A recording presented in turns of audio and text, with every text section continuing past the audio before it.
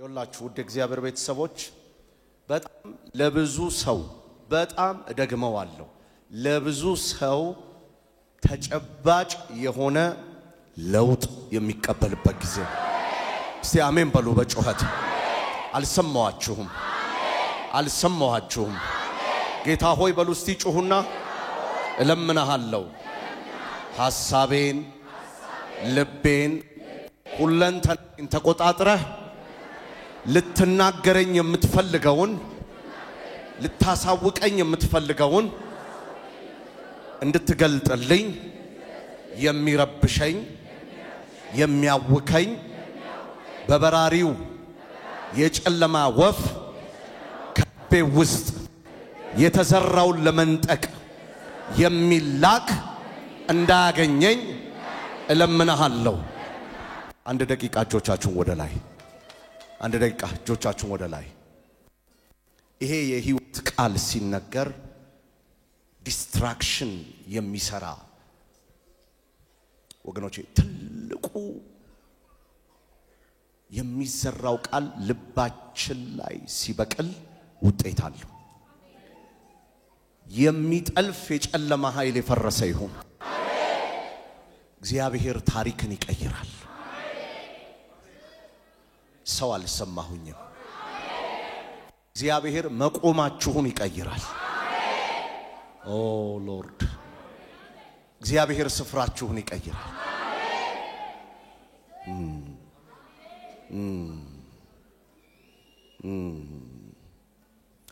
ትንቢተ ሕዝቅኤል ምዕራፍ 37 ከቁጥር 1 ጀምሮ የእግዚአብሔር እጅ በላዬ ነበረ እርሱም በእግዚአብሔር መንፈስ አወጣኝ በሸለቆ መካከል አኖረኝ ሸለቆም ባጥንት ተሞልቶ ነበር በእነርሱም መካከል ወደፊትና ወደ ኋላ መላለሰኝ በሸለቆም ወለል ላይ በጣም የደረቁ እጅግ ብዙ አጥንቶች አየው እርሱም የሰው ልጅ ሆይ እነዚህ አጥንቶች በሕይወት ሊኖሩ ይችላሉን ሲል ጠየቀኝ እኔም ጌታ እግዚአብሔር ሆይ አንተ ብቻ ታውቃለህ አልኩ ከዚያም እንደዚህ አለኝ ለነዚህ አጥንቶች ትንቢት ተናገር እንዲም በላቸው እናንተ ደረቅ አጥንቶች የእግዚአብሔርን ቃል ስሙ ጌታ እግዚአብሔር ለነዚህ አጥንቶች እንዲህ ይላል እስትንፋስ አገባባችኋለሁ እናንተም በሕይወት ትኖራላችሁ ጅማት አደርግባችኋለሁ ሥጋ ለብሳችኋለሁ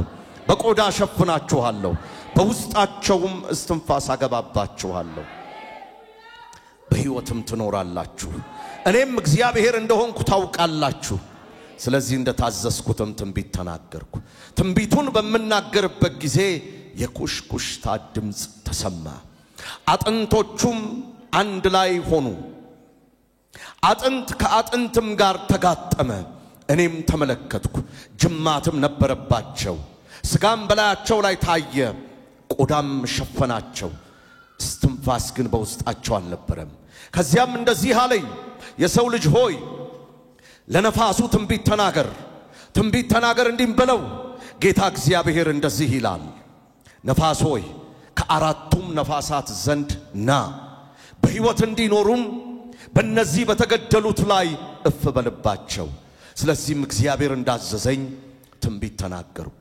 እስትንፋስም ገባባቸው ሕያዋንም ሆኑ እጅግም ታላቅ ሰራዊት ሆኑ በእግራቸውም ቆሙ ከዚያም እንዲህ አለኝ የሰው ልጅ ሆይ እነዚህ አጥንቶች መላው የእስራኤል ቤት ናቸው እንዲህ ይላሉ አጥንቶቻችን ደርቀዋል ተስፋ የለንም ተቆርጠናል ስለዚህ ትንቢት ተናገር እንዲም በላቸው ጌታ እግዚአብሔር እንዲህ ይላል ሕዝቤ ሆይ መቃብራችሁን ከፍታለሁ ከውስጣቸው አወጣችኋለሁ ወደ እስራኤል ምድር መልሼ አመጣችኋለሁ ከዚያም እናንተ ሕዝቤ ሆይ መቃብራችሁን ከፍቼ ሳወጣችሁ እኔ እግዚአብሔር እንደሆንኩ ታውቃላችሁ መንፈሴንም በውስጣችሁ አስቀምጣለሁ እናንተም በሕይወት ትኖራላችሁ በገዛ ምድራችሁ አስቀምጣችኋለሁ ከዚያም እኔ እግዚአብሔር እንደሆንኩ እንደተናገርኩ ታውቃላችሁ ይላል እግዚአብሔር ወደ እግዚአብሔር ቤተሰቦች የእግዚአብሔርን ቃል ሊል የፈለገበትን ያለበትንም ዓላማ የተናገረበትንም ሁኔታ ነፍሳችን ያወቀች ሰዓት ላይ ወገኖቼ በቀጥታ እግዚአብሔር የሚናገረው ያገኘናል። ያልኩ ያለውት ይሄ ነው። የተጻፈው የእግዚአብሔር ቃል የመጣው የእግዚአብሔር ቃል ያ ሐሳብ ያ መልእክት ምን እንደሆነ ስንረዳ ወገኖቼ የታሪክ ለውጥ ይሆናል። ይህ ክፍል ኢሳይያስ 37 በግዞት ለነበሩት በ597 ዓመተ ቅድመ ክርስቶስ እስራኤል በባቢሎን እጅግ ጨለማ በሆነ ዘመን እጅግ ጨለማ በሆነ ሰዓት እጅግ ጨለማ በሆነ ጊዜ መቅደሳቸው መሬታቸው ማንነታቸውን አጥተው ተጥለው ተማርከው አብቅቶላቸው በባቢሎን እጅ ሆነው ነብዩ ሳይቀር ሕዝቅኤል ሳይቀር በምርኮ ምድር ሆኖ በማይቻል ስፍራ ሆኖ አበቃልን። ቁጥር 11 ላይ እንደሚለው ደግሜ ላንብበው ቁጥር 11 ከዚያም እንደዚህ አለኝ የሰው ልጅ ሆይ እነዚህ አጥንቶች መላው የእስራኤል ቤት ናቸው። እንዲህም ይላሉ አጥንቶቻችን ደርቀዋል ተስፋም በሉት እስቲ የለንም ተቆርጠናል። ስለዚህ ትንቢት ተናገር። እስራኤል የምታውቀው በምርኮ ማወቅ ይገባናል ወገኖቼ። ምክንያቱም ዛሬ የማላቀው መልክ ነው በህዝቡ ላይ ያለው። I don't know አንዳንዶቻችሁ ኮንትሮቨርሻል ትሆናላችሁ። ምክንያቱም እግዚአብሔር ከአንድ ደረቅ ቦታ ንቅል አድርጎ ለምለም ቦታ ስለምን መስበክ እችላለሁ ወይ? መልእክቴን ማስተላለፍ እችላለሁ ወይ? ማወቅ ይገባሃል። ለምን እንደተናገረ ለምን እንደሚያወራ ለምን እየገለጠ እንዳለ እግዚአብሔር ይሄንን ራእይ ይሄንን ትንቢት ለነብዩ ሲናገር ነብዩ የማይመች ስፍራ ነው። ለማን እንደሆነ አላውቅም።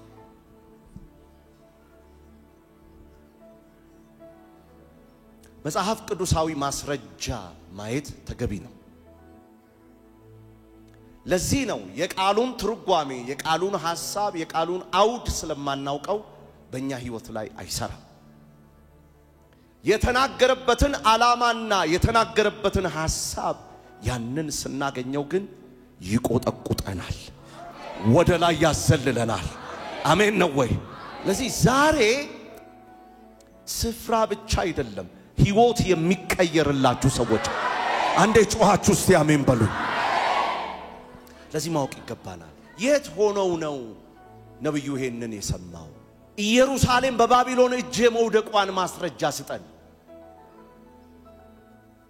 ኢየሩሳሌም በባቢሎን እጅ የመያዟን ማስረጃ ስጠን።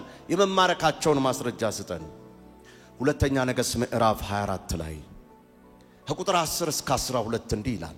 ይሄንን ክፍል ሕዝቅኤል 37 ያለበትን ክፍል በዚያን ጊዜ የባቢሎን ንጉስ የናቡከደነጾር አገልጋዮች ወደ ኢየሩሳሌም ወጡ ይላል። ከተማይቱም ተከበበች። የባቢሎን ንጉስ ናቡከደነጾር በከተማይቱ ላይ መጣ። የይሁዳም ንጉስ ዮአኪን እናቱና አገልጋዮች አለቆቹንም ጭምር ወደ ባቢሎን ንጉስ ወጡ። የባቢሎንም ንጉስ በነገሰ በስንተኛው ዓመት ይላል ማረከው። በስምንተኛው ዓመት ማረከው ይላል። ማስረጃ በ597 ሕዝቅኤልንም ጨምሮ አይሁዶች መቅደስ አያቁም፣ አምልኮ የለም፣ ክብር የለም፣ ደስታ የለም። ተማርከው የተወሰዱት ባቢሎን ምድር ላይ ነው። ሕዝቅኤልን ጨምሮ ነብዩን ጨምሮ የኢየሩሳሌም የቤተ መቅደሷ የመጨረሻው ጥፋት ወይም የመጨረሻው መፍረስ የተከናወነበት 586 ዓመት ቅድመ ክርስቶስ ያ ሴንቸሪ ላይ ነው። ይህ ታሪካዊ ክስተት ለእስራኤል የጨለማ ሰዓት ነው። ለአይሁድ የጨለማ ሰዓት ነው። የሚበሉት ያገራቸውን ምግብ አይደለም። የሚለብሱት ያገራቸውን ልብስ አይደለም። ከአካባቢያቸው ከስፍራቸው ተነቅለው ተማርከው ተወስደዋል። ማንን ጨምሮ? ሕዝቅኤልን ጨምሮ። በሞት ምድር ላይ ሕይወት የሚታያቸው ሰዎች አደገኞች ናቸው። በሌላ ቋንቋ ቀዳዳ ልብስ ለብሰው ነገ እግዚአብሔር ታላቅ ባለሀብት ያደርገኛል የሚሉ ሰዎች አተናቋቸው፣ አደገኞች ናቸው። የሚታያቸው ነገር አለ። ያሉበትን ለቅሶ ማልቀስ የሚችሉ ሰዎች እምብዛም የሚፈለጉ አይደሉም። ለምን? እዚቹ ያለውን ማየት ማወቅማ ሁሉም ይችላል። እግዚአብሔር ሰው ሲፈልግ ነብዩን አገኘው። ይሄ ማየት ይችላል። ሕዝቡ ሁሉ ቁጥር 11 ላይ የሚለው ይሄ ነው። ደርቀናል። እግዚአብሔር ለምርኮ አሳልፎ ሰጥቶናል፣ ትቶናል። ያለነው ስፍራችን ተቀይሯል። ምድረ በዳ ላይ ነው። ምን ይሆን? የት ይሆን ያላችሁት? ያልታያችሁ ያለው ነገር ላይ ዛሬ እግዚአብሔር እንደ ሕዝቅኤል መልእክተኛ አድርጎ ልኮኛል። አልሰማችሁኝ? የቦታ ለውጥ ይሆናል። እኔ እንዲህ አልጠበቅኩም። አሁን ጮኻችሁ አይሰማ። የልባችሁን በር ወለል በጌታ በኢየሱስ ስም የምናገረው ይሄ ነው። ደርቀናል፣ ጠፍተናል፣ ሞተናል፣ የለንም፣ እጃችን ላይ ምንም ነገር የለም፣ አብቅተናል አላችሁ። የሞተውን ነገር አይታችሁ እግዚአብሔር ትንቢት ተናገር ይለኛል። ወገኖቼ ከዛ ከባቢሎን፣ ከዛ ከምርኮ ሰፈር፣ ከዛ ከስቃይ ቦታ፣ ከዛ ባዶ ከሆንሽበት፣ ከዛ ካለቀሽበት፣ ከዛ ከምትጨነቅበት ከዛ ስፍራ ላይ እነሆ እግዚአብሔር ትንቢትን ልኮ፣ ነገርን ልኮ፣ ታሪክን ልኮ፣ መልእክትን ልኮ፣ ሕይወትን ልኮ፣ ዜናውን ልኮ እንዲህ ይላል፣ አሸጋግራለሁ።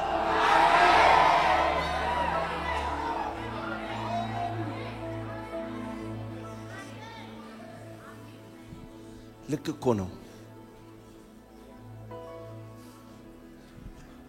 ልክ እኮ ነው። ልክ ነው። ልክ ነው። እጃችሁ ላይ የሞተው ነገር ስህተት እኮ አይደለም። ልክ ነው። ልክ ነው እኮ ያለቀሳችሁ። ልክ ነው። ልክ ነው። ልክ ነው እኮ የተጎዳችሁበት ነገር። በምርኮ ውስጥ ያለውን ነብዩን ፈልጋለሁ አለው። አንተ እንደነሱ አታይም፣ አላይም። አንተ እንደነሱ አሰማም፣ አልሰማም። ሌላው ሁሉ እንደ 555 ሳሙና ሞተናል፣ አብቅተናል ሲል ነብዩን ነካረገውና ላንተም ማሳያለኝ። አንድ ሰው ዛሬ ይገኛል ሞቷል ተብሎ በሚወራው ውስጥ የሕይወት ሽታ የሚሸተው አላለቀም የኔ ነገር የሚል፣ አላበቃም የኔ ነገር የሚል፣ አላከተመም የኔ ነገር የሚል አንድ ሰው ስለ ቤቱ፣ አንድ ሰው ስለ ልጆቹ፣ አንድ ሰው ስለ ትዳሩ፣ አንድ ሰው ስለ ዘሩ፣ አንድ ሰው ስለ ስራው ጮሆ እኔ ነኝ የሚል ሰው አላለቀም በሉኝ። እንደ ሕዝቅኤል ሊያናግራችሁ አለ ሊላችሁ፣ ይቀየራል ሊላችሁ፣ ይለወጣል ሊላችሁ፣ እሰራዋል ግድ የለሽም። ከዛ ባቢሎን ግን ነቅሎ ያወጣሻል። የሽግግር ሰዓት ይሆናል። ግድ የለህም። ከዛ አካባቢ ከሚያስለ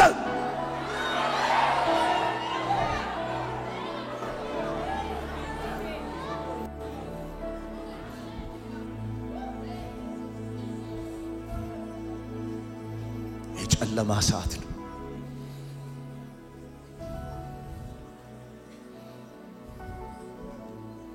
የጨለማ ሰዓት ነው። አንስቅም። የጨለማ የጥፋት ሰዓት ነው። የታሪካዊ የውድቀትና የምርኳችን ዕለት ነው። የእግዚአብሔር ማደሪያ ተቃጥሏል። አንስቅም። ሁሉንም ሲመለከታቸው ሁሉም አንገታቸውን በባቢሎን ምድር ላይ ደፍተዋል። ለሕዝቅኤል ለነገሩ ነብዩ በክፍሉ ላይም ብቻ ሳይሆን በሙሉ ምዕራፉ ላይ አጥንትን ምሳሌ ያረጋል፣ ስጋን ምሳሌ ያረጋል። እዚህ ላይ ግን ዘረዘረለት። እኔ ምልህ ሕዝቅኤል አቤት በምርኮ ምድር ሆነ እንደ ምርኮኛ ነው የምታስበው? አይደለም። ጨልሟል ግን ይነጋል እላለሁ። በጣም ይገርማችሁ የኢየሩሳሌም ቤቶች ተቃጥለዋል። ሁለተኛ ነገሥት ምዕራፍ 25 ላይ የቤት ሥራ ልስጣችሁ። የከተማይቱ ቅጥር ፈርሷል። ራሱ ናቡዘረዳን የሚባለው ራሱ የኢየሩሳሌምን ያላትን ሀብት ሁሉ እንዳላቃጥሏል። ታላቁን ቤት ጭምር ሳይቀር ተቃጥሏል። ስለዚህ ተመልሶ ለማምለክ ምንም ዋስትና የለም። መወሰድ ብቻ አይደለም ወገኖቼ፣ ክፉ ጠላት ያገኛቸው ሆነዋል። መልሰው እንዳይቆሙ፣ መልሰው እንዳያገለግሉ፣ መልሰው እሳቱን እንዳያነዱ፣ መልሰው እንዳይሆኑ እንኳን አይሆኑ አመታትን የመታቸው የመጨረሻው ጥፋት ነው አሉ። በዓላማ ሁለተኛ ዜና ምዕራፍ 36 ላይ እስቲ ፓስተር እስራኤል ሁለተኛ ዜና ምዕራፍ 36 ላይ ከቁጥር 17 ጀምሮ ምን ይላል? ስለዚህ የከለዳውያንን ንጉስ አመጣባቸው። እሺ እርሱም ጎልማሶቻቸውን በቤተ መቅደስ ውስጥ በሰይፍ ገደላቸው። እሺ ጎልማሳውና ቆንጆይቱን ሽማግሌውና አሮጌውን አልማረም። ሁሉንም በእጁ አሳልፎ ሰጠ። የእግዚአብሔርን ቤት ዕቃ ሁሉ ታላላቁና ታናናሹን የእግዚአብሔርን ቤት መዝገብ የንጉሱና ያለቆችን መዝገብ እነዚህን ሁሉ ወደ ባቢሎን ወሰደ። የእግዚአብሔርን ቤት አቃጠሉ። ተመልከቱ፣ አቃጠሉት። መዛግብቶቹን አቃጠሉት። ባዶ። ስለዚህ ሕዝቅኤል 37 ቁጥር 11 ላይ የለንም አሉ።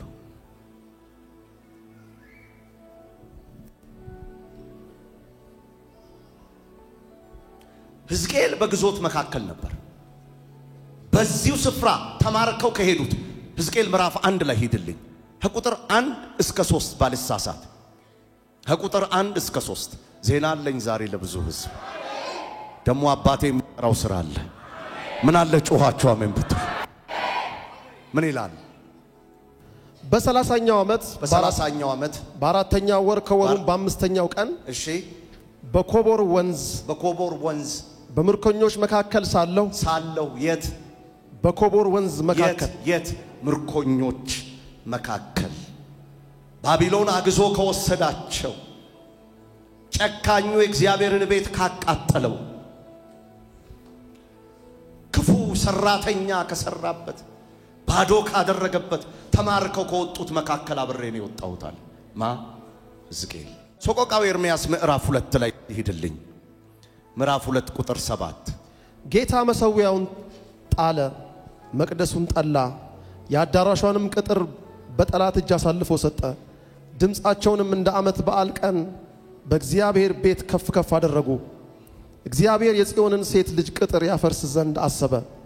የመለኪያውን ገመድ ዘረጋ፣ እጁንም ከማጥፋት አልመለሰም። ምሽጉና ቅጥሩ እንዲያለቅሱ አደረገ። ይበቃኛል። መቅደሱን ናደው በጠላት እጅ አፈረሰው። ዳዊት ይሄንን ሲናገር በመዝሙር 79 ቁጥር 1 ላይ አቤቱ አሕዛብ ወደ ርስትህ ገብተዋል የተቀደሰው መቅደስህንም አርክሰዋል ካለ በኋላ ኢየሩሳሌምንም አፍርሰዋል አለ። ለዚህ እነዚህ የደረቁ አጥንቶች ናቸው። ምን የሚናፍቁበት ነገር አለ? ቢመለሱ ምን የተረፈ ነገር አለ?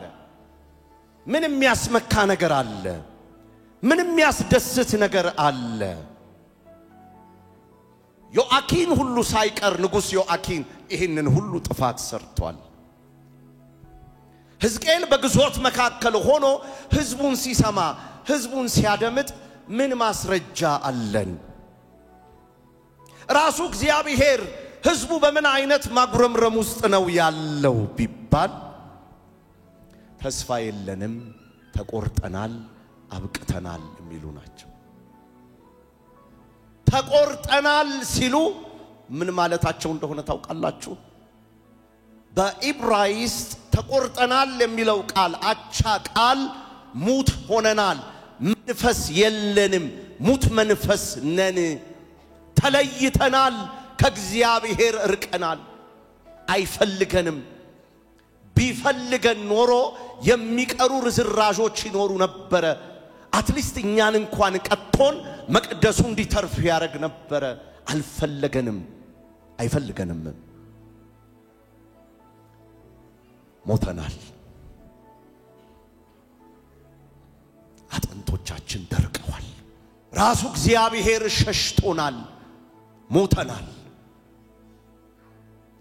ድንገት እግዚአብሔር በኮቦሩ ወንዝ ባለው ሕዝቅኤል ላይ ጠጋለና ሁሉ አንተ አይነት አበቃልን ሲሉ አንተ ግን እንደዛው ነው የምታየው። ለምን መሰላችሁ እግዚአብሔር እንደሚጠይቅ የምታውቁት? ያንን ህዝብ እያሳየው ጅማት ቅልጥም የሚገባበት እንደሆነ እየነገረው ይሄ እንደሚሆን ታውቃለህ ሲለው እኔ አላውቅም። አንተ የነገሩ የጥፋቱ የውድመቱ አስከፊነት የእግዚአብሔር ጥያቄ እነዚህ አጥንቶች በህይወት ሊኖሩ ይችላሉ? አለ ጌታ ከተዋረዳችሁበት ስፍራ ሊያወጣችሁ አለ ጌታ የሞተው ነገራችሁን በህይወት ሊያመጣው አለ ጌታ ታሪካችሁን ሊቀይረው አለ ጌታ ያለቀሳችሁበትን ሊያስቅ አለ ጌታ።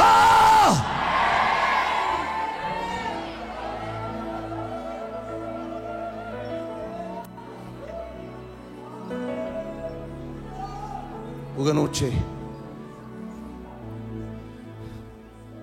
አያለሁ ዛሬ ይሄ ህዝብ ከአንድ ስፍራ ንቅል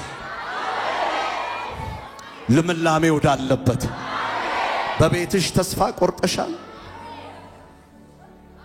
በአገልግሎትሽ ተስፋ ቆርጠሻል፣ በትዳርህ፣ በኑሮ፣ በልጆችህ፣ በቤትህ፣ በስራህ፣ በጥሪህ፣ ባለ ሀብት፣ ባለ ኢኮኖሚ በቃኝ ብለሃል።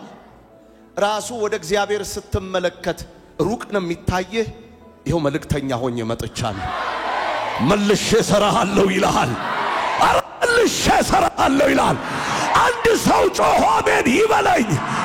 ለሚመለከቱኝ መልእክት አለኝ፣ ለምታደምጡኝ መልእክት አለኝ። እግዚአብሔር ስፍራችሁን ይቀይረዋል።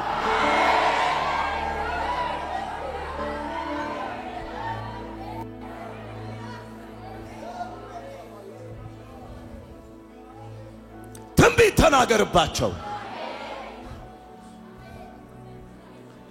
ለነዚህ አጥንቶች የእግዚአብሔር ቃል ወርዶባቸው ደግመው መለምለም ካልሆነላቸው በቀር ሌላ ነገር ሊያንቀሳቅሳቸው የማይችል ይሄ የተቆረጠ ይሄ የተለየ ይሄ በለቅሶ ውስጥ ያለ ይሄ በሐዘን ውስጥ ያለ ተትቻለሁ የሚል አብቅቶልኛል የሚል የሚያለቅሰውን ይሄንን የእስራኤልን ሕዝብ እግዚአብሔር ትቶኛል የሚለውን ራሱን እንደ አጥንት የሚቆጥረውን ራሱን እንደ ሬሳ የሚቆጥረውን ራሱን እንደ ሙታን የሚቆጥረውን ንገረው። እኔ የዓይን ብሌን እኔ የምከራከርልህ እኔ የምራራልህ ወደ ያስገባት ቦታ መጥቼ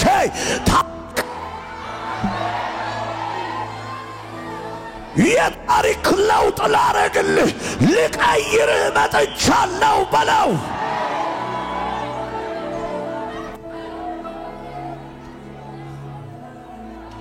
ትንቢት ተናገር።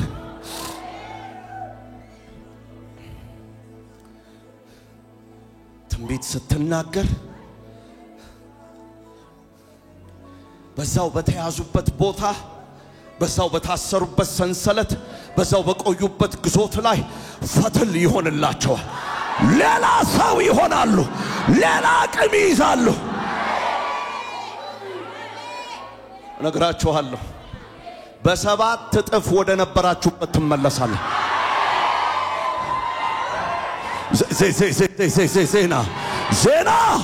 ዜና ከሰማይ ትንቢት ተናገርባቸው ይላል። ጤናችሁ ይመለሳል፣ ቤታችሁ ይመለሳል፣ ትዳራችሁ ይመለሳል፣ ሕይወታችሁ ይመለሳል፣ ስራችሁ ይመለሳል። ዘመና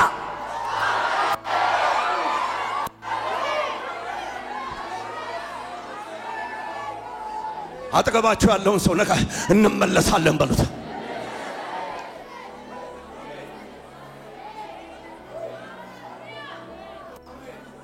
ሰው እንኳን ሊከብደው ይችላል። መልእክቱ ሲመጣ እኔ አላውቅም ሊል ይችላል። እኔ እንጃ ይሄን አንተ ብቻ ነው የምታውቀው ሊል ይችላል። ግድ የለህም እግዚአብሔር እንደዚህ ያደርጋል። ያ የለቅሶውን ስፍራ ይቀይረዋል። ያ የሐዘኑን ስፍራ ይቀይረዋል። ያ የተሰበርክበትን ይቀይረዋል። ያ ያለቀሽ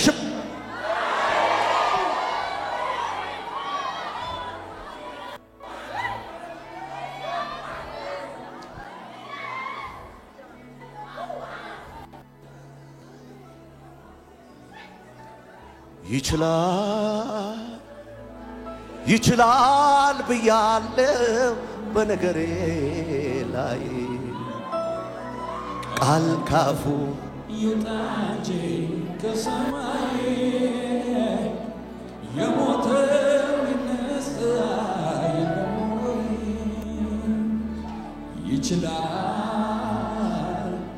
ይችላል ብያለሁ በነገሬ ላይ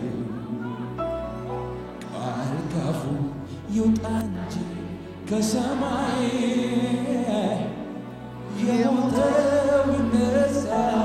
እዚህ ባዩ ይችላል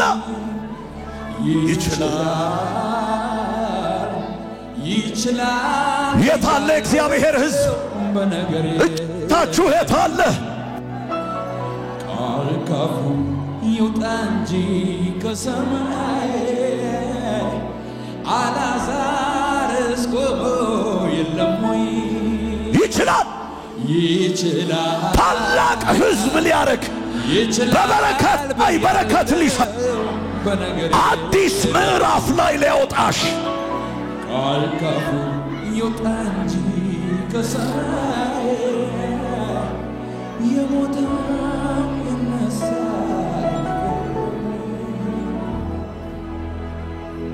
yes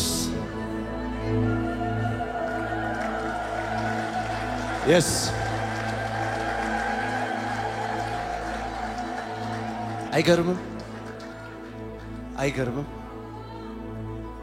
ለቅሶ ያለበት ቦታ ላይ ማን ተስፋ ያረጋል? ከላ የነበርከው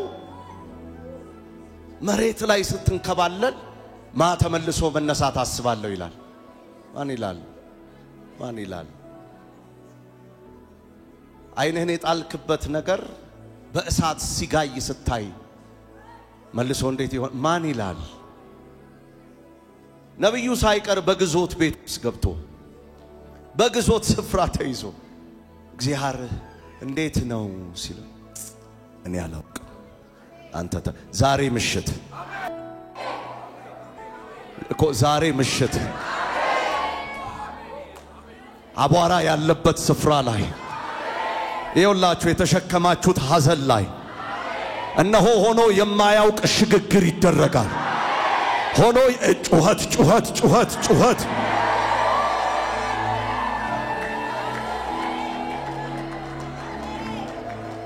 መስሎት ነበር ጠላቴ ወድቄ የምቀር እግዚአብሔር ግን ሆነልኝ ግርማ ሞገስ ዛሬ ዘምራለሁ ድካሜንም ረስቻለሁ ስሙን አከብራለሁ ንገስ እለዋለሁ ስሙን አከብራለሁ ንገስ እለዋለሁ መስሎት ነበር ጠላቴ ወድቄ የምቀር እግዚአብሔር ግን አበረታኝ ሆነልኝ ግርማ ሞገስ ዛሬም ይኸው ዘምራለሁ ድካሜን ረስቻለሁ ስሙን አከብራለሁ ንገስ እለዋለሁ የተስፋ መቁረጣችንን የለቅሷችንን ምሽት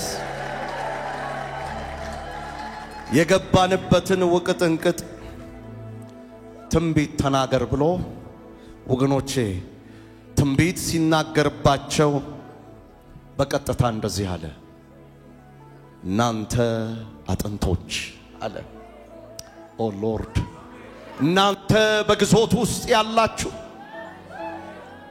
እናንተ በማይገባችሁ ስፍራ የተቀመጣችሁ እናንተ የምታለቅሱ እናንተ መቅደሱ የፈረሰባችሁ እናንተ ግራ የተጋባችሁ ከነገ ዛሬ የምትጨነቁ አበቃልኝ አከተመልኝ የምትሉ እናንተ አጥንቶች የእግዚአብሔርን ቃል ስሙ ጌታ እግዚአብሔር ለነዚህ አጥንቶች እንደዚህ ይላል እስትንፋስ አገባባችኋለሁ በሕይወትም ትኖራላችሁ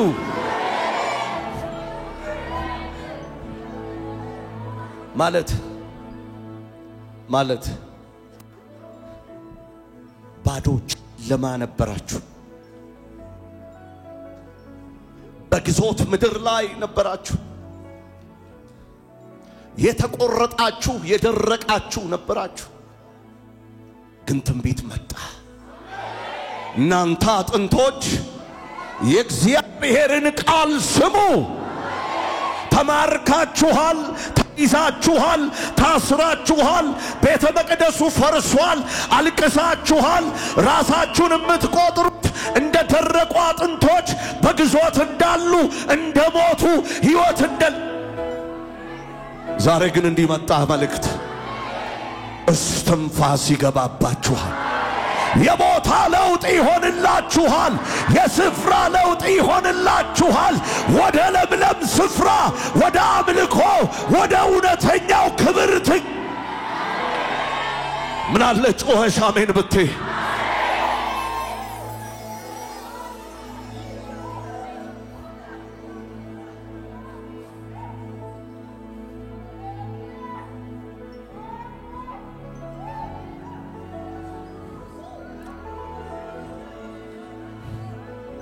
ጅማት አደርግላችኋለሁ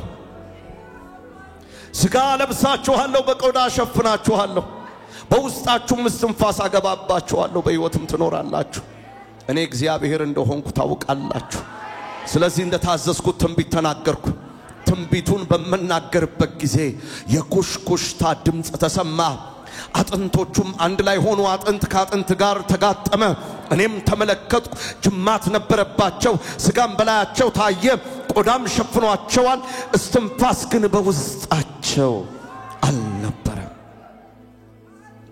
ከዚያም እንዲህ አለኝ የሰው ልጅ ሆይ ለነፋሱ ትንቢት ተናገር እንዲህም በለው ጌታ እግዚአብሔር እንዲህ ይላል ነፋስ ሆይ ከአራቱም ነፋሳት ዘንድ ና በሕይወት እንዲኖሩ በእነዚህ በተገደሉት ላይ እፍ በልባቸው ስለዚህ ዝም እንዳዘዘኝ ትንቢት ተናገርኩ እስትንፋስም ገባባቸው ሕያዋንም ሆኑ እጅግ ታላቅ ሰራዊት ሆነው በእግራቸው ቆሙ ከዚያም እንዲህ አለኝ የሰው ልጅ ሆይ እነዚህ አጥንቶች መላው የእስራኤል ቤት ናቸው እንዲህም ይላሉ አጥንታችን ደርቋል ተስፋም የለንም ተቆርጠናል ስለዚህ ትንቢት ተናገር እንዲበላቸው ጌታ እግዚአብሔር እንዲህ ይላል ሕዝቤ ሆይ መቃብሮቻችሁን ከፍታለሁ ከውስጣቸውም አወጣችኋለሁ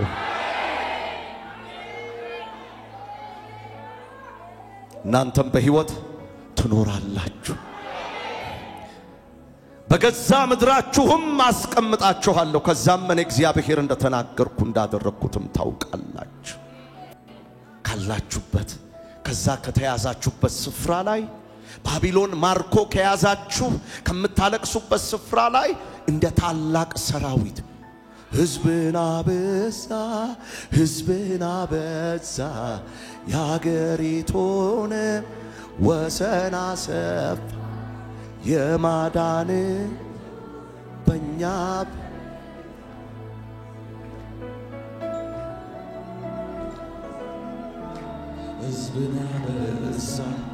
ሕዝብን አበዛ ያገሪቱንም ወሰን አሰፋ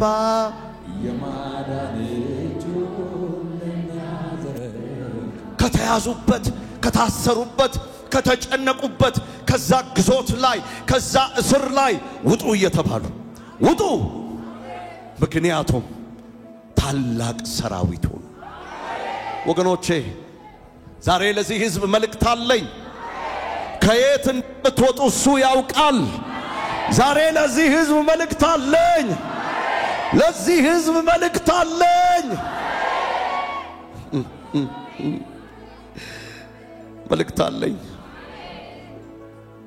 መልእክት አለኝ እግዚአብሔር ለውጥ ያመጣል እግዚአብሔር ስፍራን ይቀይራል እግዚአብሔር ለውጥ ያመጣል እግዚአብሔር ለውጥ ያመጣል እግዚአብሔር ለውጥ ያመጣል እግዚአብሔር ለውጥ ያመጣል እግዚአብሔር ለውጥ ያመጣል ወገኖቼ በጨለማው ሰዓት በዚህ 597 እስከ 586 ዓመተ ቅድመ ክርስቶስ የእስራኤል የጨለማ ሰዓት ይሉታል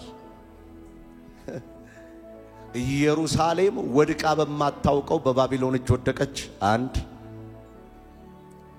የእግዚአብሔር ምልክት የሆነው ቤተ መቅደሱ ፈርሷል ሁለት ሰዎቹ ከሀገራቸውና ከቃል ኪዳን ምድራቸው ከማንነታቸው ተለይተው በስደት ነበሩ ተማርከው አራት በእግዚአብሔር እንደተተውም ያምኑ ነበር አጥንታቸውም ደርቆ ነበር ተስፋም የላቸውም ነበር ተቆርጠውም ነበር ሕዝቅኤል 37 ቁጥር 11 ቅድም እንዳልኳችሁ በእግዚአብሔር አረዳድ በቃሉ አረዳድ የተቆረጠ ማለት ይሄ የዕብራይስጥ ቃል ትርጓሜው ከቃል ኪዳን ሕይወት መለየት ከእግዚአብሔር ሕይወት መለየት ማለት ነው ይህ የእግዚአብሔር መንፈስ ሕዝቅኤልን በምርኮ ምድር ሲያስነሳው እነዚህ ሁሉ ምክንያቶች ነበሩ ስለዚህ እግዚአብሔር እንዲህ አለ ይሄ ተማረከውን ሕዝቤን አለ ስፍራውን ቀይረዋለሁ ወገኖቼ ሸለቆ የመንፈሳዊ ሞት ምልክት ነው ሸለቆ የመንፈሳዊ ሞት ምልክት ነው የሞት ምልክት ነው ሸለቆ ሰው እንዲኖርበት የተፈለገበት ቦታ አይደለም አጥንት በሕይወት አለመኖር ነው ግዞት ነው መማረክ ነው ወገኖቼ ተቆርጠናል የሚለው እግዚአብሔር ትቶናል አሳልፎ ምን ብሎናል ሰጥቶናል መልሰን እንኳን እንዳንገናኝ እግዚአብሔር መገናኛውን ቤተ መቅደሱን ምን ብሎታል አፍርሶታል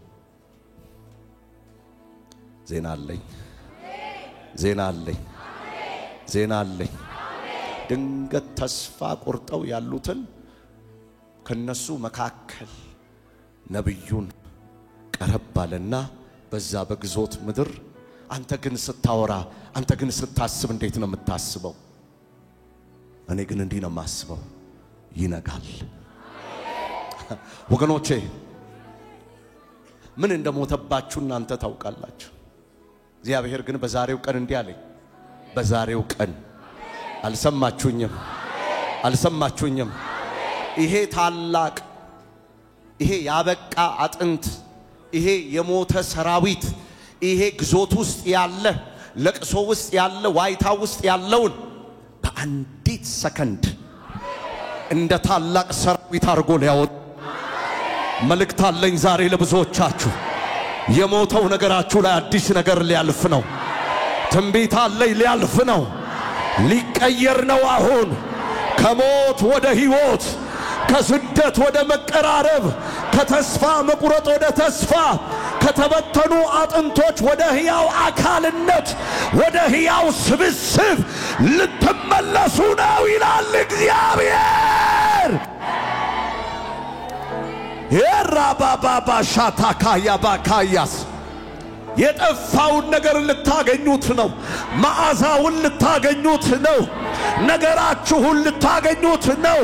ድሪማችሁን ልታገኙት ነው።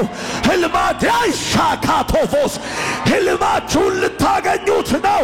ፈውሳችሁን ልታገኙት ነው።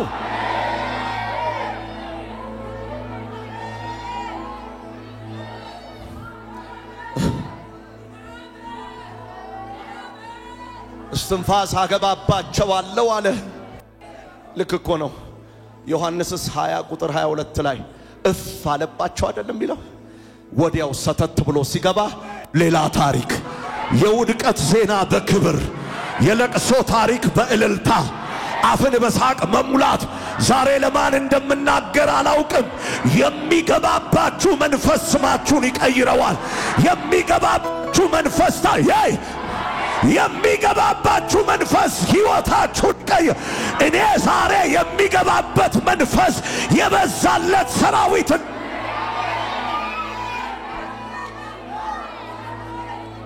እንዲመችም ይነጋል ይሄንን አውቃለሁ። እንደ ጨለማ አይቀርም እግዚአብሔር ቀናል። ቢመሽም ይነጋል ይሄንን እንዳለቀሽ አይቀርም እግዚአብሔር። ቢመሽም ይነጋል ይሄንን አውቃል። እንዳለቀስክ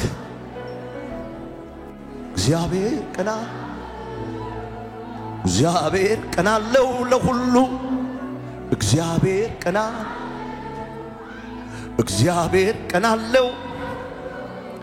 እግዚአብሔር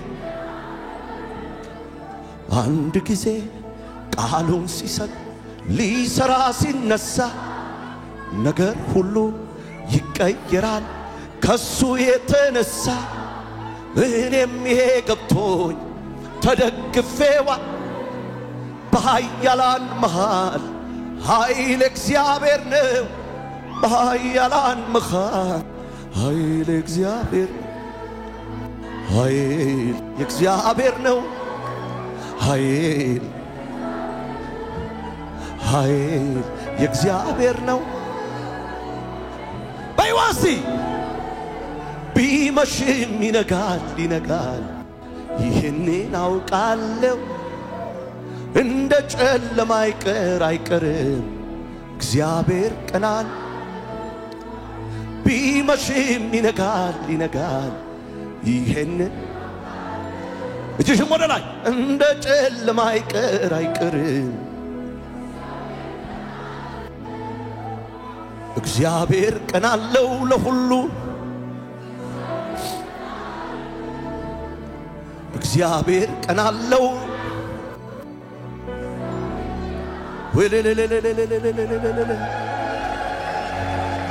አመስግኚው። እግዚአብሔር ቀናለው ለሁሉ እግዚአብሔር ቀናለው እግዚአብሔር የሚጣራ እጅ አለሁ የሚል እጅ አለው። ስም የሚቀይር እጅ አለው። ታሪክ የሚቀይር እጅ አለው። አለሁላችሁ የሚል እጅ አለው። እንባን የሚያብስ እጅ አለው። አለው እግዚአብሔር ቀን አለው ለሁሉ። እግዚአብሔር ቀን አለው። እግዚአብሔር ወገኖቼ ኦ መንፈስ ቅዱስ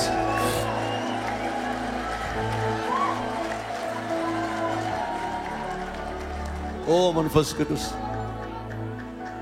ወገኖቼ እንክትክት ባለባችሁ ነገር ላይ ድርምስምስ ባለ እጁን ዘርግቶ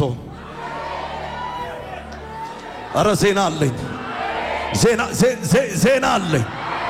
አዋጅ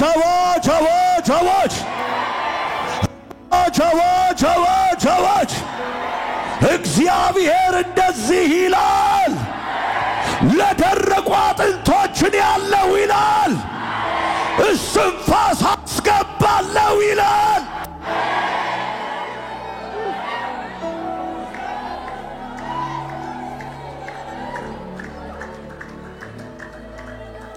ለቤተ ክርስቲያን ለሕዝቡ እግዚአብሔር እየተጣራ እኔ ያለሁ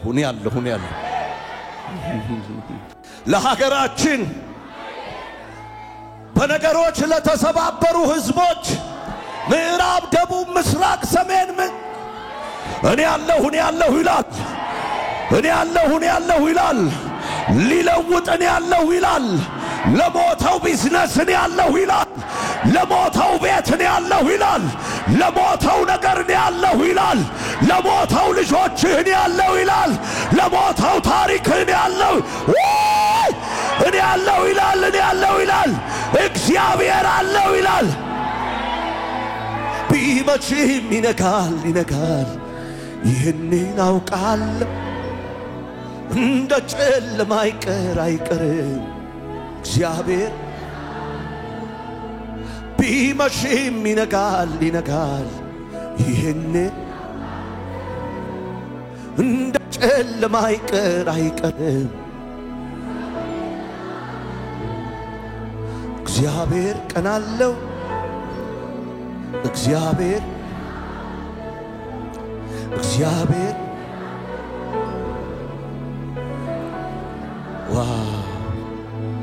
ዋው ጽዮን ግን ይላል እግዚአብሔር ትቶኛል ጌታም ረስቶኛል አለች በውኑ ሴት ከማህፀን ለተወለደው ልጅ እስከማትራራ ድረስ ሕፃኗን ትረሳ ዘንድ ትችላለችን? አዎን እርሷ ትረሳ ይሆናል እኔ ግን አልረሳሽም እነሆ በእጄ መዳፍ ቀርጬሻለሁ ቅጥሮችሽም ሁል ጊዜ በፊቴ አሉ አለ ቢመሽም ይነጋል ይህንን አውቃለሁ እንደ ጨለማ ሕዝቡ የታለ ጩኸት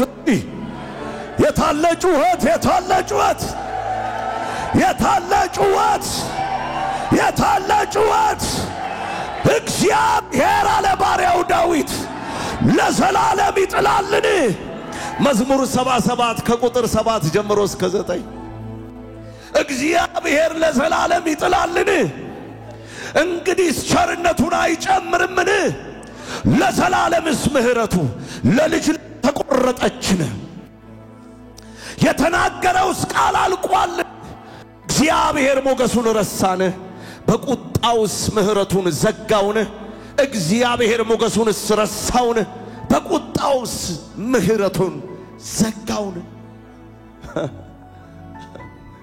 ወገኖቼ እግዚአብሔር እስትንፋስ ይልክባችኋል አረ ስሙኝ አረ ጮክ ብላችሁ ስሙኝ ካላችሁበት ስፍራ በሩጫ እንድትወጡ አይታችሁ ወደማታውቁት ክብር እንድትገቡ ኢሳይያስ 49 ከ14 ጀምሮ እስከ 16 ጽዮን ግን አለች እግዚአብሔር ምን ብሎኛል? ትቶኛል፣ ጌታም ረስቶኛል አለች። አይገርምም? ትቶኛል አለች። ተማርከች፣ አበቃ፣ ከተመ ሁሉ ነገር በቃ። ቤተ መቅደሱ ጋየ፣ ነደደ፣ በሳት አከተመ። በቃ ተትቻለሁ። ልጅ እንኳን የኔ ጌታ የኔ ጌታ የኔ ጌታ የኔ ሃታ ሄይ በጌታ በኢየሱስ በጌታ በኢየሱስ የምታለቅሱ ሰዎች እጆቻችሁን ወደ ላይ አንሱ። የሚቀለቅ እሳት ሞቷል አላችሁት፣ አብቅቷል አላችሁት፣ አከተማላችሁ።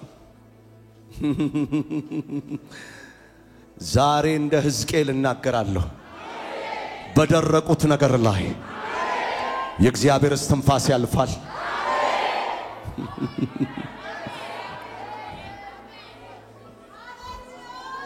ሞቷል አልሽ፣ እግዚአብሔር ትቶኛል። ልክ እኮ ነው ያስብሉናል። ትንሽ እንኳን ርዝራዥ ተስፋ የሌለው ነገር ላይ ዋይታ ነው፣ አብቅቷል ነው። ይሄ ነው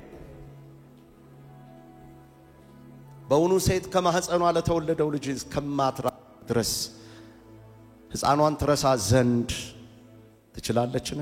አዎ እሷ ትረሳ ይሆናል፣ እኔ ግን አልረሳሽም ማለት በር ዘግተሽ ስታለቅሺ እመጣለሁ ዳንቺ።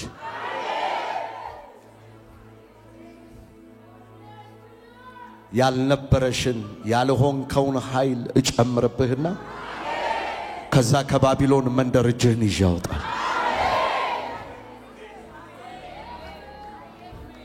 ወገኖቼ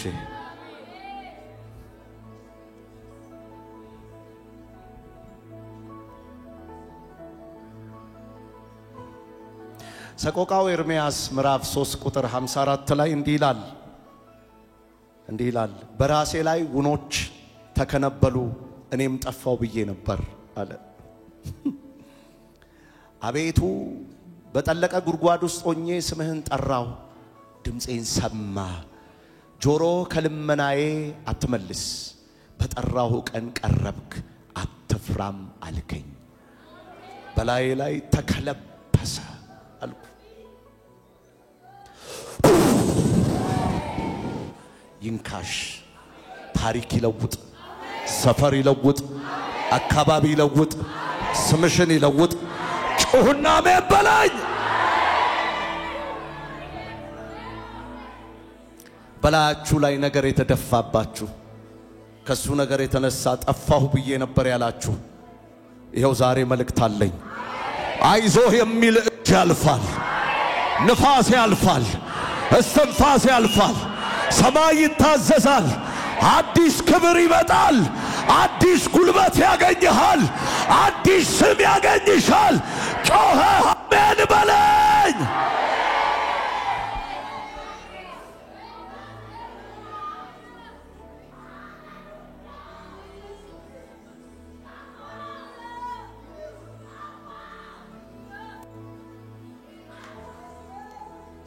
ኦ መንፈስ ቅዱስ ምን ይሆን ተመልሶ እንደማይመጣ የቀበራችሁት? ምን ይሆን ሞቷል ያላችሁት? የልጆቻችሁ ጉዳይ፣ የቤታችሁ ጉዳይ፣ ጤናችሁ፣ ስራችሁ፣ ህይወታችሁ ምን ይሆን አብቅቷል ያላችሁት? እግዚአብሔር ከምርኮ ምድር ሽታ ከማይወጣበት ከዛ ሰፈር በልተናገራቸው ይለኛል። ትወጣላችሁ፣ ወደ እልልታ ትገባላችሁ። ዛሬ ምሽት የሰፈር ለውጥ፣ የአካባቢ ለውጥ፣ የቦታ ለውጥ፣ የነገር ለውጥ ኧረ አንዴ ጮኸ አሜን በለኝ።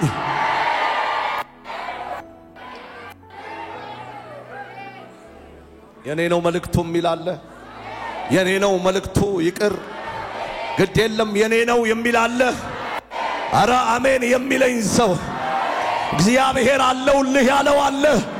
ዛሬ ታሪክ ለውጥ የሆነለት ሰው በጌታ በኢየሱስ ስም ጩሁና ይሄ መልእክት የኔ ነው የምትሉ ሰዎች በሆታ በእልልታ እሳይ ሰፈር ቀይራለሁ፣ እሳይ ስም ቀይራለሁ፣ እሳይ ሕይወት ቀይራለሁ፣ ወይ ታሪክ ቀይራለሁ፣ ነገር ቀይራ ባክሽ ጩሂ ጩሂ። ሰፈሩ ይገረም፣ አካባቢው ይገረም። አንቺ ነሽ የተደረገልሽን የምታውቂ።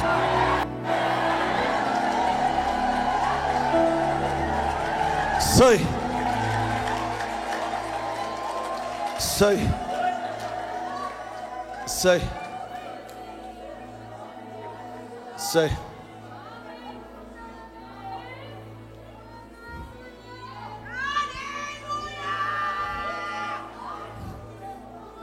Say. ስራ ቦታችሁ ላይ ሕይወታችሁ ላይ ሆኖ የማያውቅ ለውጥ ሆኖ የማያውቅ ለውጥ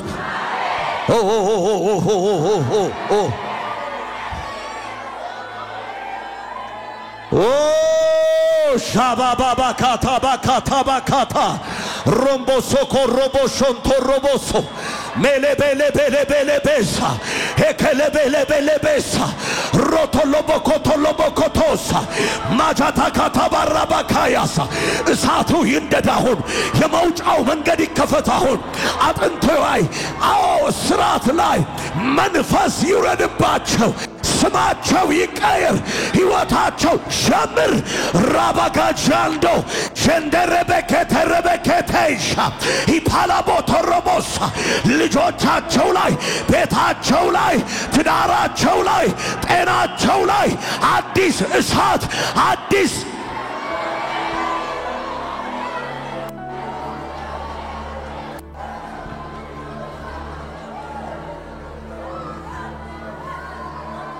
ጀበበበበስ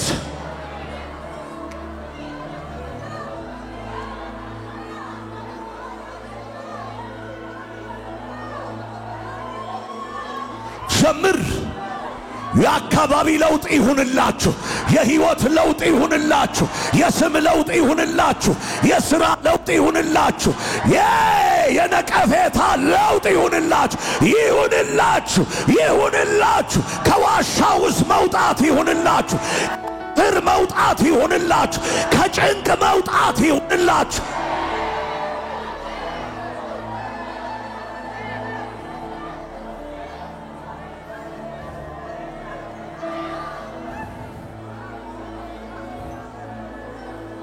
ይሁንላችሁ ይሁንላችሁ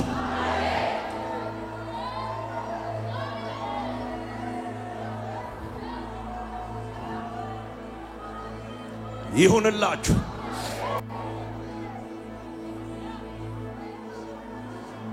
ይሁንላችሁ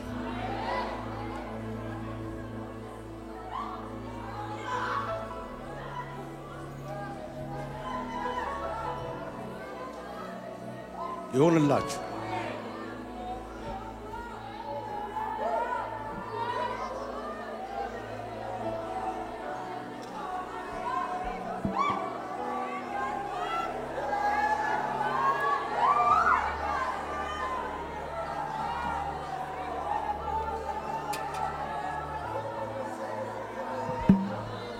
ይሁንላችሁ ይሁንላችሁ አልቀሳችሁ የቆያችሁበት ቦታ ካለ አሁን ይሁንላችሁ ከዛ ስፍራ በሹመት ከዛ ስፍራ በክብር ከዛ ስፍራ በታላቅነት ይሁንላችሁ እድሜያችሁ ውበታችሁ ጉልበታችሁ ሀብታችሁ ተበልቶ ከሆነ አሁን ይሁንላችሁ እድሜያችሁ ዘመናችሁ ጤናችሁ ተይዞ ከሆነ አሁን ከዛ ስፍራ በክብር በኃይል መቀያየር ይሁንላችሁ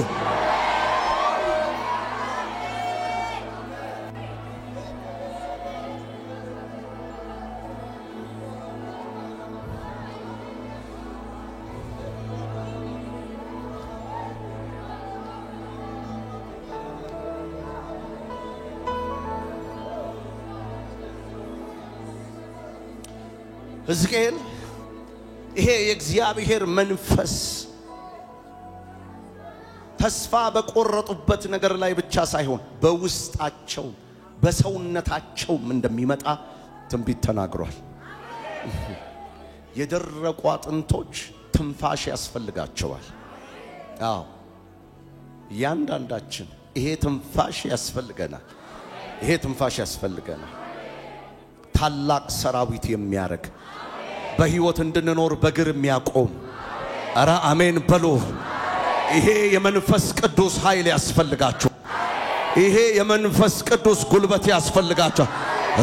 ፈሲል አዎ በላችሁ ላይ ሲያልፍ ሌላ ስም የሚሰጣችሁ ይሄ ያስፈልጋችኋል። አሜን በሉኝ። አሜን በሉኝ ባካችሁ። አጥንቶች ሰራዊቶች እንዲሆኑ የሚያስችል ያስፈልገናል።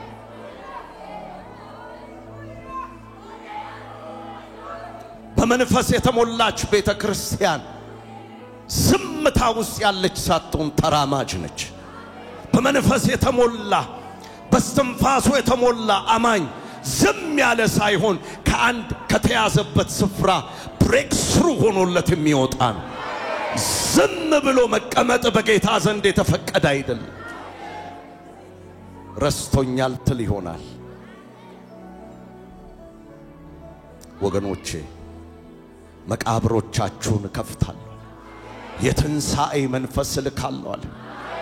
ምን ይሆን የሞታችሁበት አካባቢ አሁን በዚች ሰዓት አሁን በዚች ደቂቃ እንደ ታላቅ ሰራዊት የሚያረግ የትንሣኤ ኃይል ያልፍባችኋል። የትንሣኤ ጉልበት ያል አንድ ሰው እስቲ ጮሆ አሜን ይበለኝ። አንድ ሰው ብቻ ነው የምፈልገው። በቃ አንድ ሰው ጮሆ አሜን ይበለኝ።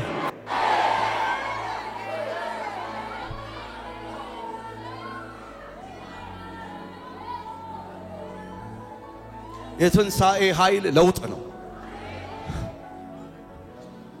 እስትንፋሱም መንፈስ ቅዱስ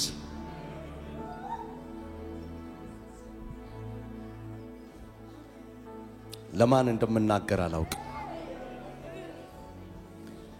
ከመበታተን ከመፈራረስ ወደ ማንሰራራት ወደ መለወጥ ወደ መቀየር ወደ መውጣት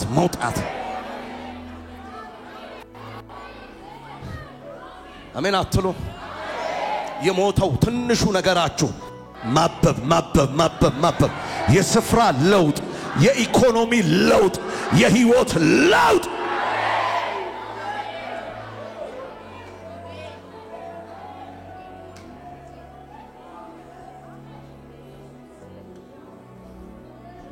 እቺ ሰዓት ትራንስፎርሜሽን በቃ አንዳንዶቻችሁን አያችኋለሁ እየተመዘዛችሁ ሄይ ምን አለ ጮኻችሁ አሜን ብትሉ ከባዶነት ወደ ሙላት ከማልቀስ ወደ መሳቅ ከመቆም ወደ መራመድ ወደ ማንሰራራት ወደ ተለየ ህይወት ወደ ተለየ ክብር ወደ ተለየ ኃይል ወደ ተለየ መውጣት ወደ ተለየ ኃይል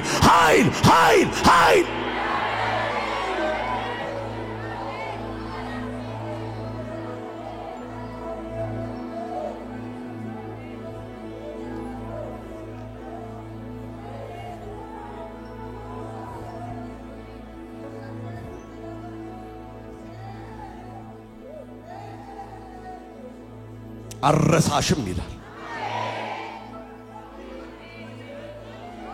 ወገኖቼ በሕዝቅኤል 37 ላይ ማበረታቻ አይደለም። በሕዝቅኤል ምዕራፍ 37 ላይ ለውጥ ነው። ኢንካሬጅመንት አይደለም፣ ማየት አይደለም፣ ነቅሎ መውሰድ። ዜና አለኝ ዛሬ ከዚች ቀን ጀምሮ ደግማችሁ ማታዩት ነገር አለ። አረ ለማን ነው የምናገረው? በቃ ዛሬ የመጨረሻ የሚሆንላችሁ ዛሬ አንድ ሰው አሜን የሚለኝ ሰው ይሄ የኔ መልእክት ነው የሚል ሰው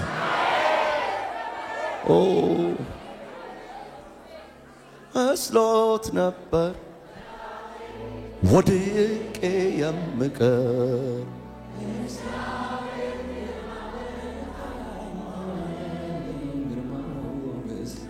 ዛሬ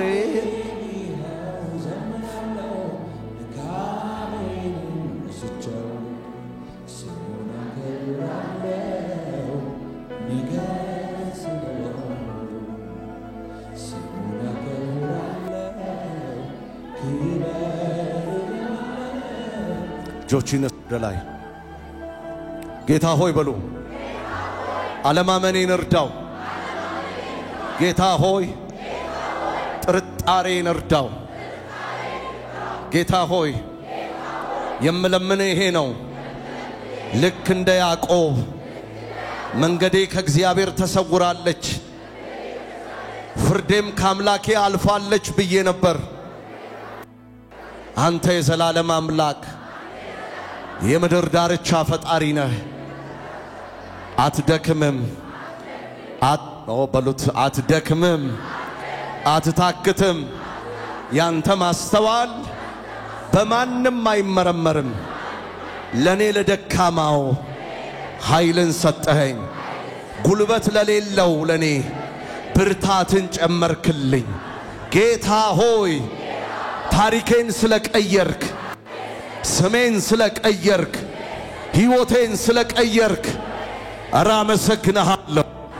አራ አመሰግንሃለሁ እስትንፋስ የገባባችሁ ጮኻችሁ አሜን በሉ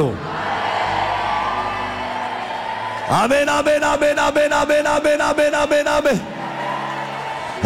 አሜን አሜን አሜን አሜን